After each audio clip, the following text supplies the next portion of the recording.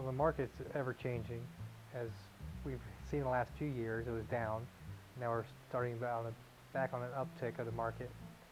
My father tells me stories about back in the 80s when interest rates were in the 18 to 20% range and how the market really slowed up.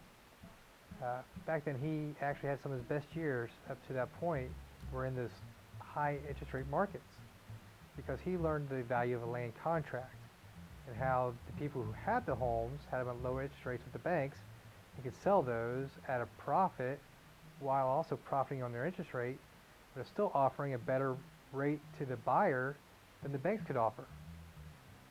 So it kind of goes back to our history of Lesi Realty is to figure out where the market's at and how to maximize our sales for our clients, for sellers and buyers alike.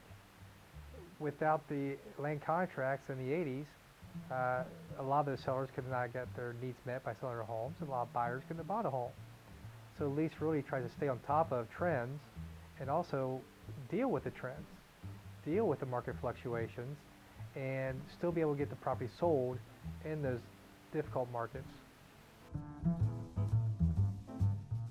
We're working with lenders. There's a lot of local banks that have been here for years, well beyond where we've been here.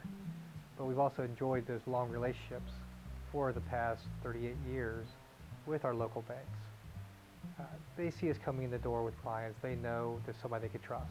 Whenever you get referred by someone you trust, you know that referral thinks highly of you as well. And that's important when it comes to our lenders and also when it comes to us with our clients.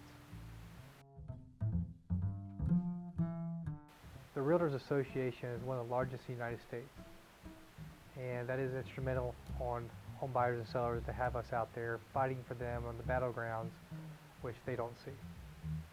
Major issues going on right now is with the healthcare reform bill and the fact that they wanted to put a sales tax on homes. The National Association of Realtors has spearheaded to keep that out.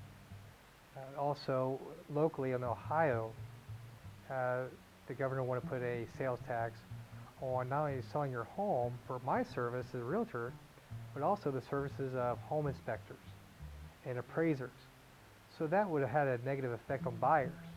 They'd have had to pay, not only do you pay for the appraisal, but you had to pay a sales tax on top of that appraisal. So by the time you pay for the sales tax, the appraiser, the home inspector, and a couple of other people involved in your sale, you had more money out of pocket. Vice versa, the seller. When they pay for my services, they'd have to pay sales tax on my services, which would be more money out of their pocket. The Ohio Association of Realtors was instrumental on getting that language out of the bill so the buyers and sellers of Ohio were protected. I've been involved with the Ohio Association of Realtors. I was on the executive committee for the state of Ohio with the association, and I've been involved in my local association as past president 2 times at the local association level. It's important, and I didn't understand this before I got involved with the state, of how much the realtors do behind the scenes that buyers and sellers really don't even realize. Us as realtors, we are on the battlegrounds on Capitol Hill fighting for personal property rights. It's because of the Realtors Association is why you don't pay any capital gains tax on your sale of your personal property. That falls back to what the Association of Realtors has done. And that's why we belong to the local association, the state association, and the National Association of Realtors.